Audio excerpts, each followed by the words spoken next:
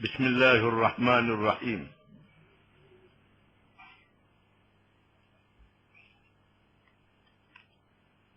Beberapa masalah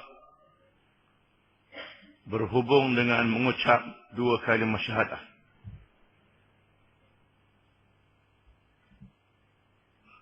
Menurut risalah Al-Imla, terdapat 4 jenis manusia yang mempunyai masalah ketika mengucap dua kalimah syahadah. Setelah kita mempelajari bahawa mengucap dua kalimah syahadah yang menjadi rukun Islam yang pertama adalah syarat bagi seseorang itu disahkan menjadi seorang Islam. Di sini akan diterangkan 4 jenis manusia yang mempunyai masalah setelah mengucap dua kalimah syahadah. Yang pertama, orang yang berucap dengan kalimah tauhid dan menyaksikan kerasulan Nabi Muhammad sallallahu alaihi wasallam. Kemudian dia tidak beriktikad, yakni percaya dengan apa yang diucapkan tanpa pengetahuan dan tidak tergambar di fikirannya dari segi sah atau tidak ucapannya itu, benar atau dusta, betul atau salah, kerana dia tidak mengambil berat untuk mengkajinya, tidak mahu membebankan diri dengan tanggungjawab kalau dia mengetahuinya. Kalau tidak iltizam dengan dua kalimah syahadah itu, rehatlah badannya, lalu bergelomanglah hidupnya dengan kelazatan tanpa batas. Kalau ditanya apakah maksudmu, dia akan berkata, saya seperti orang lain juga, yakni mereka yang mengucap dua kalimah syahadah dalam keadaan hatinya tidak percaya dengan dua kalimah syahadah. Dia mengucap dua kalimah syahadah ikutan semata-mata, menjadi ikutan saja, dengan tidak mengambil kira benar dan salah, betul atau tidak.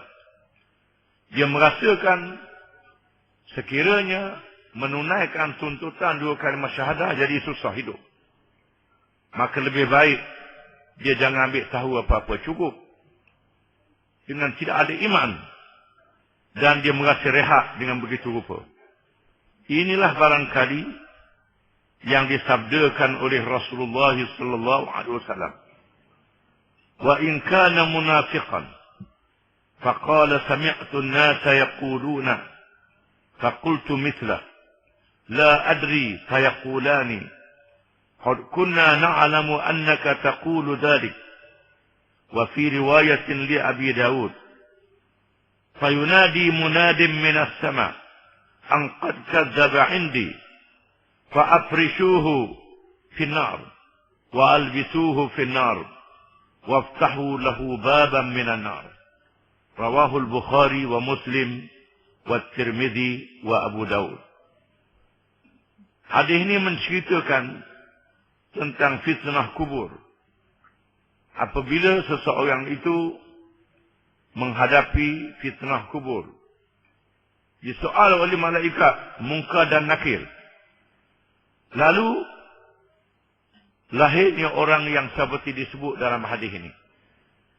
Dan jika si mati itu seorang munafik, seorang yang berpura-pura Islam, dia mengaku dengan lidah saja Islam, tapi hati dia tidak Islam, ia menjawab soalan malaikat di dalam kuburnya dengan berkata, aku mendengar orang ramai berkata begitu, maka aku pun berkatalah seperti mereka. Aku tidak tahu sama ada benar atau tidak. Lalu kedua-dua malaikat itu berkata, memang kami tahu engkau berkata demikian.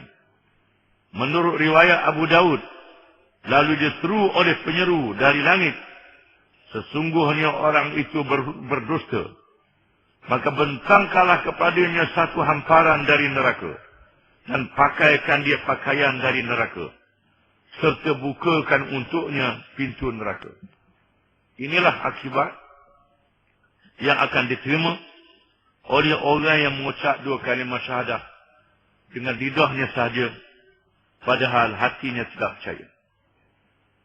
Yang kedua, orang yang berucap dengan dua kalimah syahadah tetapi disertai dengan perkara-perkara yang tidak menghasilkan iman, atau perkara-perkara yang membatalkan dua kalimah syahadahnya, dengan ucapannya tidak memberi makna iman dan tauhid, seperti golongan Sabaiyah yang bertuhankan Sayyidina Ali radhiyallahu anhu.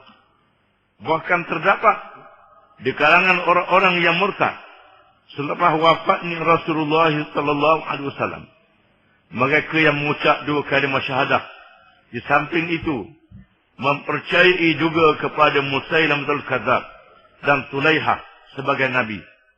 Sesungguhnya mereka itu diperangi oleh para sahabat radhiyallahu anhum walaupun mereka mengucap dua kalimah syahadah.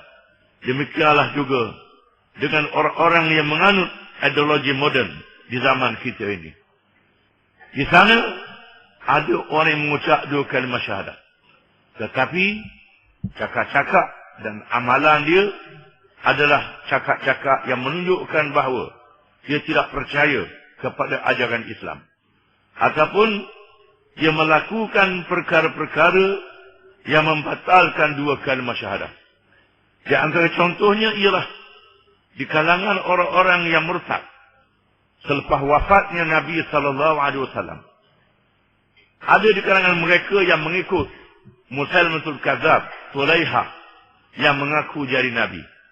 Dalam masa yang sama mereka mengucap dua kalimah syahadah. Dalam masa yang sama percaya Musailamah adalah rasul, pembohong itu rasul. Muhammad juga rasul, Musailamah juga rasul. Muhammad juga rasul, Tulaihah juga rasul. Ini melakukan perkara yang membatalkan dua kalimah syahadah.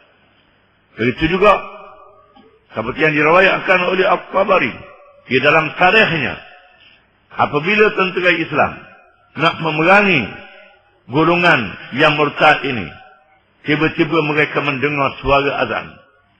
Waktu subuh, mereka nak sembahyang subuh. Bila mendengar azan subuh, menyebabkan lemah semangat. Lalu mereka berpusing balik ke Madinah, menghadap sahabat-sahabat Nabi radhiyallahu anhum. Beritahu Sayyidina Umar, beritahu sahabat-sahabat yang lain. Akhirnya mereka berjumpa Abu Bakar As-Siddiq radhiyallahu anhu. Abu Bakar mengatakan, mereka telah menyatakan zakat tidak wajib. Bila kata zakat tidak wajib, bermakna batal Islam mereka. Mereka telah melakukan perkara yang membatalkan dua kalimah syahadah. Kata Abu Bakar, demi Allah, sekiranya mereka membatalkan apa yang pernah diwajibkan oleh Nabi SAW, walaupun sebanyak harga tali unta, nescaya aku perangi mereka. Lalu para sahabat memerangi golongan ini dengan penuh yakin. Di sana ada golongan As-Sabaiyah, iaitulah mereka yang mengikut ajaran Abdullah bin Sabah, yang memuja Sayyidina Ali karramallahu wajhah, sehingga menganggap Sayyidina Ali adalah jelmaan Tuhan. Jelmaan Tuhan, ini Abdullah bin Sabah. Lalu Sayyidina Ali memanggil pengikut-pengikut mereka. Saya pengikut mereka ni degil. Degil. Abdullah bin Sabah ialah seorang Yahudi yang berpura-pura masuk Islam, yang merosakkan Islam dari dalam. Golongan Syiah yang melampau, yang mengatakan dalam diri Sayyidina Ali ada jelmaan Tuhan. Golongan Sabaiyah. Sayyidina Ali memerintah ketua keselamatannya Qambar supaya membakar pengikut-pengikut Sabaiyah. Bila dihukum bunuh, mereka mengajar dengan hukuman mati. Mereka tak takut. Lalu Sayyidina Ali memerintah dengan syairnya yang terkenal, Inni qad ra'aitul amra amran munkara, ajadtu nari wa da'autu Qambara. Sesungguhnya aku telah melihat satu perkara yang sangat mungkar, lalu aku perintah Qambar supaya menyalakan api dan membakar mereka yang berani mengatakan Tuhan jelma dalam diri Sayyidina Ali. Di mana hukuman mati dengan baka adalah haram pada syarak. Pada syaraknya haram, tak dibenarkan. Hendaklah dibunuh dengan cara yang baik. Tetapi Sayyidina Ali menjatuhkan hukuman baka. Mengapa? Kerana ini adalah siasat syariah. Siasat syariah diambil kepada orang yang melakukan mungkar yang sangat jahat. Dia mempersendakan mungkar itu. Bila dijatuhkan hukuman bunuh, dia persendakan. Buat senda. Lalu dijatuhkan hukuman bakar. Begitu juga tindakan Sultan Mahmud Zangki membakar dua orang penjenayah yang nak mencuri jenazah Nabi SAW. Dalam kisah yang terkenal ketika berlakunya perang salib, ketika orang Islam dalam keadaan lemah, di mana dua orang daripada golongan Salibiyah telah berpura-pura memakai jubah, mengerjakan haji, datang ke Madinah untuk mencuri jenazah Nabi SAW. Tetapi Allah Ta'ala telah menyelamatkan jenazah Nabi SAW apabila Sultan Mahmud Zangki, iaitulah bapa saudara kepada Salahuddin Al-Ayyubi yang mengalahkan Salib. Mahmud Zangki yang adil ini telah bermimpi bertemu dengan Nabi SAW, di mana bertemu Nabi dalam mimpi adalah benar kerana sabda Nabi SAW, "Man ra'ani fil manami faqad ra'ani, fa inna syaitana la yatamathalu bi." Barang siapa yang berjumpa aku dalam mimpinya, dia melihat aku sebenarnya, kerana syaitan tidak boleh menyerupai aku. Ini hadis yang sahih. Lalu Mahmud Zangki tak tahu nak buat apa. Lalu dia bangun, bertahajud, tidur, mimpi lagi. Rasulullah mengatakan, Ya Mahmud, wahai Mahmud, angkidni, selamatkan aku. Lalu ditunjukkan dua orang, dua wajah di dalam mimpinya. Dia tak tahu nak buat, tidur, bertahajud lagi. Dan beberapa kali, akhirnya dia panggil Perdana Menteri. Lalu Perdana Menteri mengarahkan, meminta dia bersedia malam itu juga jangan beritahu kepada siapa sebelum pagi bertolak ke Madinah dengan pasukan berkuda, yang menjadi kenderaan yang paling cepat di zaman itu. Lalu sampai di Madinah setelah berjalan hampir 15 hari daripada Dimash, daripada Syria, dengan menggunakan kuda sampai di Madinah. Lalu dia duduk di Raudhah, beriktikaf di Raudhah, dengan tidak ada siapa yang tahu Sultan datang ke Madinah. Kerana Madinah masa itu di bawah perintahnya. Tak ada siapa tahu. Dia tak tahu nak buat apa. Lalu Perdana Menteri dia panggil Gubernur Madinah. Gubernur dipanggil dan Perdana Menteri menasihatkan supaya diumumkan bahawa Sultan nak memberi hadiah. Hendaklah dia registerkan nama. Bila dengar nak bagi hadiah, nak bagi subsidi, mari ramah. Register nama. Lalu dicam tiap-tiap orang yang datang itu. Dicam. Tak ada yang menyerupai apa yang dilihat. Lalu ditanya, ada lagi ke tidak orang lain? Lalu dia beritahu ada dua orang luar, bukan orang sini. Panggil dia. Bila dilihat, itulah wajahnya. Lalu pergi ke rumah tempat dia tinggal. Tiba-tiba dalam rumah itu ada lubang yang digali ke arah kubur Nabi SAW. Lalu dua orang ni ditanya, mengapa kamu buat begini? Dia kata nak curi jenazah. Dia bawa ke sana supaya dikunjung oleh orang Islam. Itu kata dia. Lalu Sultan Mahmud Zangki mengarahkan dipancung dan dibakar jenazahnya. Dibakar. Ini dibakar. Kenapa? Ini adalah siasat syariah.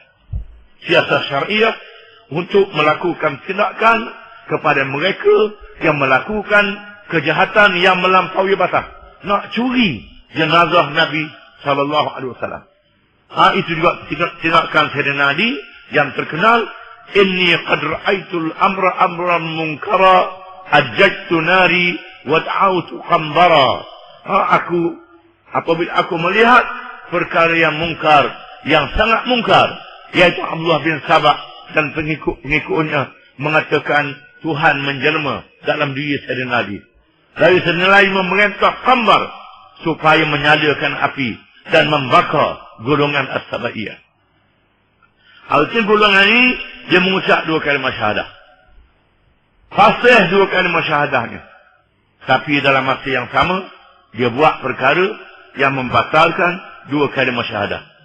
Umpamanya, golongan yang menganut ideologi moden zaman sekarang. Dia mengucap 2 kalimah syahadah. Mengaku sebagai orang Islam. Tetapi, dia mengatakan, syariat Islam tak sesuai. Hukum Islam tak boleh laksanakan. Kalau laksanakan hukum Islam, jadi huru-hara. Bermakna, dia telah membatalkan 2 kalimah syahadah. 2 kalimah syahadah yang diucapkan itu batal. Kerana dia menafikan. Almarhum Dr. Hamka, seorang penulis yang terkenal, ulama yang terkenal di Indonesia, menulis dalam tafsir Al-Azhar, tafsir suratul Al-An'am.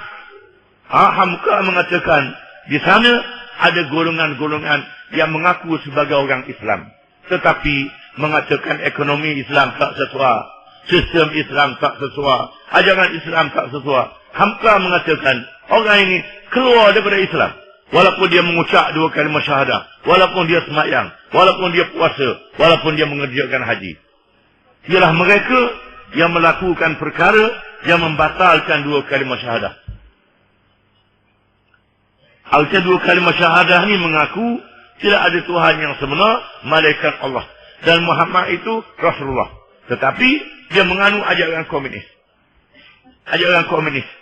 Dalam bab ekonomi komunis kata dia lebih baik berislam. Bermakna dia menafikan pengakuan 2 kalimah syahadah dia. Yang ketiga, orang yang mengucap 2 kalimah syahadah tetapi beraktiqad lain daripada itu, dengan cara berpura-pura apabila bertemu dengan orang-orang yang beriman, mengucap syahadah lahir, tetapi apabila bersama-sama orang-orang kafir berucap pula dengan kalimah-kalimah kufur dan mempersendakan Islam dan penganutnya, mereka itulah orang-orang munafik yang dipermankan oleh Allah di dalam Al-Quran. Wa idza laqul ladzina amanu qalu amanna wa idza khalau ila syayatinihim qalu inna ma'akum innama nahnu mustahzi'un. Allahu yastahzi'u bihim wa yamudduhum fi tughyanihim ya'mahun. Suratul Baqarah. Maksudnya, dan apabila mereka berjumpa dengan orang-orang yang beriman, mereka mengatakan kami telah beriman. Dan apabila mereka kembali kepada syaitan-syaitan mereka, mereka berkata pula, sesungguhnya kami sependirian dengan kamu. Kami hanyalah berolok-olok sahaja. Allah akan membalas olok-olok mereka dan membiarkan mereka terumbang-ambing di dalam kesesatan.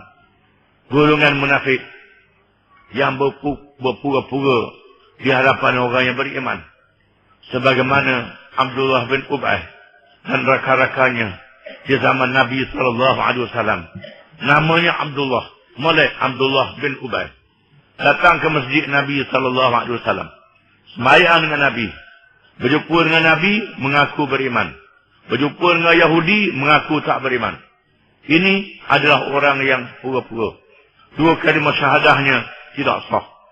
Yang keempat, golongan yang tidak mengerti makna tauhid dan tidak mengenali orang-orang yang ahli di dalam bidangnya dan tidak mendampingi mereka, tetapi apabila mereka datang menemui ahlinya dan diberitahu tentang syahadah itu dan tuntutannya, mereka mengaku dan mengucap. Mereka redha dengan ucapan itu, tetapi masih jahil dan bebal tentang hakikat syahadah itu. Orang yang seperti ini, kita mengharapkan Allah memberi rahmat kepada mereka dan tidak harus bagi kita menghukumkan mereka dengan kafir dan neraka. Kerana terdapat orang-orang yang diberi syafaat pada hari kiamat itu, orang-orang yang masih mempunyai syahadah walaupun bergelomang dengan dosa. Di sana ada orang-orang yang jahil, yang tak tahu apa. Dia mengucap 2 kalimah syahadah. Dia percaya sungguh dengan 2 kalimah syahadah ni. Tapi dia jahil. Dia tak tahu. Lalu dia buat maksiat. Lalu dia bercakap dengan yang bukan-bukan. Tapi dia yakin tidak ada Tuhan yang sebenar melainkan Allah. Dan Muhammad itu Rasulullah.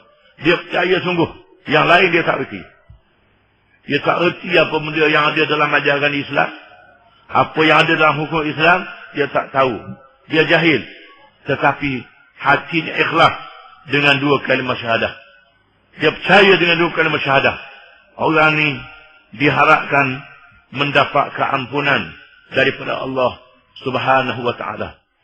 Barangkali inilah yang dimaksudkan dalam hadis Rasulullah sallallahu alaihi wasallam telah bersabda, "Innallaha sayukhlisu rajulan min ummati ala ru'usil khalaiqi yaumal qiyamah fayanshuru alaihi 99 sijilla kullu sijillin mithlu maddil basar thumma yaqulu la ya rabb fayaqulu afalaka udhrun aw hasanah fayaqulu la ya rabb fayaqulu bala inna laka indana hasanah wa innahu la zulma alayka al-yawm fatukhraju lahu bitaqatun fiha ashhadu an la ilaha illallah wa ashhadu anna muhammadan abduhu wa rasuluh fayaqulu ihdur waznak fayaqulu ma hadhihi al-bitaqatu ma'a hadhihi as-sijillat faqala fa innaka la tuzlam qala fatud'u as-sijillat fi kaffatin فطاشت السجلات وثقلت البطاقة ولا يدخل مع اسم الله شيء رواه إمام أحمد والترمذي وابن ماجه. Hadis riwayat Imam Ahmad, riwayat Tirmizi dan riwayat Ibnu Majah menceritakan satu peristiwa yang berlaku di padang mahsyar.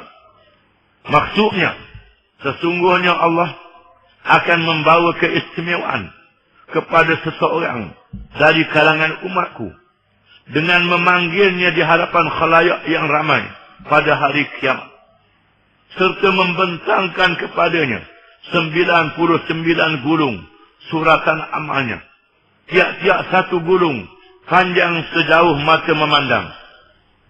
Di sana ada seorang hamba Allah yang dia adalah umat Muhammad sallallahu alaihi wasallam.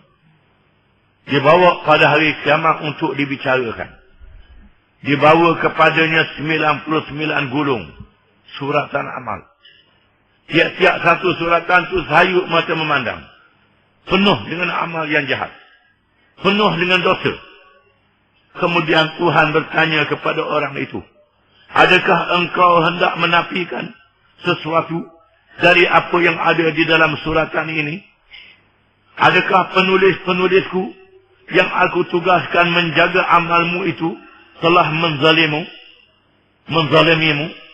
Tuhan tanya dia, betul ke membuat amal jahat? Amal jahat banyak sangat membuat ni. Betul ke? Adakah malaikat aku buat zalim? Aku malaikat salah tulis ke? Malaikat buat silap? Tuhan tanya dia. Orang itu menjawab, tidak wahai Tuhanku. Tidak wahai Tuhanku. Dia kata, tidak wahai Tuhan. Betul, saya buat dosa sungguh. Saya buat dosa. Dia mengaku, dia buat dosa. Kemudian Tuhan bertanya lagi. Tuhan bertanya lagi. Kalau demikian, maka adakah engkau mempunyai alasan atau kebaikan untuk engkau melepaskan diri? Adakah apa hujah-hujah kepadamu? Apa-apa dalil kepadamu? Apa-apa perkara yang membuat untuk melepaskan dirimu? Ia menjawab, tidak ada juga wahai Tuhanku. Tak ada, kata dia. Tak ada apa. Tuhan bertanya lagi, kalau demikian, maka adakah engkau mempunyai alasan atau kebaikan untuk engkau melepaskan diri? Ada ke amal baik yang membuat? Ada sikit. Ia menjawab, tidak ada juga wahai Tuhanku. Tuhan berfirman, ya ada. Tuhan kata ada, mudah ingat. Ada. Sebenarnya, engkau ada mempunyai satu kebaikan yang tersimpan pada kami. Dan sesungguhnya, engkau tidak akan menanggung sebarang kezaliman pada hari ini. Lalu dikeluarkan untuknya satu kertas kecil yang bertulis padanya, Asyhadu an la ilaha illallah wa asyhadu anna Muhammadar Rasulullah. Aku mengaku percaya bahawa tidak ada Tuhan yang sebenar melainkan Allah, dan aku mengaku Muhammad itu adalah hamba-Nya dan Rasul Allah. Maka Tuhan berfirman kepadanya, pergilah hadir melihat timbangan amalmu. Bawa surat ini dan timbang amalmu. Tuhan kata ke dia. Lalu ia berkata, ya Tuhanku, apakah nilainya kertas yang secebih ini berbanding dengan suratan jahat amalku yang bergulung-gulung itu? Dia kata, apa wahai Tuhanku? Sikit sangat kertas yang secebih ini. Nak timbang dengan sayu macam memandang dosa yang saya buat. Maka Tuhan berfirman kepadanya, walau bagaimanapun engkau tidak akan dizalimi sekali-kali. Engkau tidak dizalimi sekali-kali pada hari ini. Tuhan kata ke dia. Nabi SAW bersabda lagi, kemudian suratan amal yang bergulung-gulung itu diletakkan pada sebelah daun neraca, dan kertas kecilnya diletakkan pada daun neraca yang sebelah lagi. Lalu suratan amal buruknya itu terangkat ringan, dan kertas kecil yang secebih itu berat menurun, kerana tidak ada suatu benda pun boleh menjadi berat berbanding dengan apa yang mengandungi nama Allah. Lalu Tuhan terima dua kalimah syahadah. Di sinilah pentingnya dua kalimah syahadah seseorang. Jangan dinafikan, jangan dibatalkan. Jaga baik-baik, kerana dua kalimah syahadah inilah yang menyaksikan seseorang itu pada hari kiamat kelak. Kadang-kadang Allah Ta'ala mengampunkan dosa yang sebanyak-banyaknya dengan sebab orang tu jahil. Duduk tempat yang jauh, tak ada tempat belajar. Dia jadi orang Islam. Adapun dia beribu bapa yang tidak berpelajaran, yang tak tahu apa. Lahirlah dia dalam keadaan jahil. Tetapi dia yakin dengan dua kalimah syahadah. Dia yakin kepada Allah dan kepada Rasulnya. Dia yakin dengan percaya. Oleh kerana itu, jangan kita buat mudah-mudah dengan seseorang itu. Jangan mudah-mudah nak menghukum seseorang. Diriwayatkan dalam satu hadis kursi. Hadis kursi ialah lafaznya daripada Nabi, maknanya daripada Allah Subhanahu wa Ta'ala. Di mana Nabi SAW menceritakan daripada Tuhannya. Berlaku di kalangan umat yang terdahulu.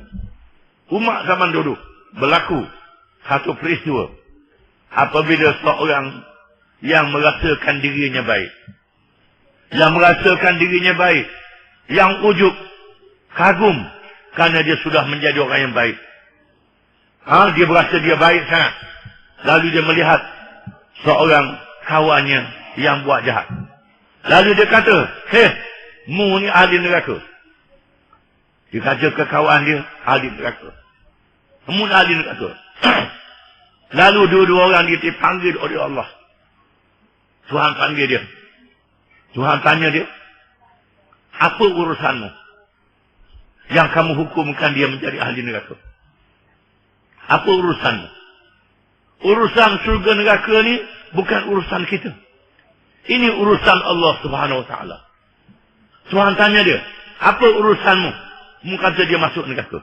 Lalu Tuhan perintah yang ini dimasukkan ke dalam neraka. Yang dia kata neraka itu dimasukkan ke dalam syurga. Ini disebut dalam hadis kursi. Jangan kita mudah-mudah nak kata-kata korang. Kecuali dalam perkara yang zahir, kita tengok dia jahat, kita nasihat dia. Nasihat dia, jangan buat maksiat. Kalau dia murtad, dia masuk Islam semula. Jangan kata, mu ni ahli neraka. Jangan. Kan urusan syurga neraka adalah urusan Allah Subhanahu wa Ta'ala. Itu kena ingat-ingat. Kadang-kadang ada di kalangan orang kita yang selajau cakap. Bercakap begitu, kita campur urusan Allah Subhanahu wa Ta'ala. Hadis yang kita baca ni hadis yang menarik, menunjukkan bahawa dua kalimah syahadah mempunyai kedudukan yang sangat mahal di sisi Allah Subhanahu wa Ta'ala. Oleh kerana itu, kita kena jaga baik-baik. Jangan buat perkara yang membatalkan dua kalimah syahadah. Wallahu a'lam.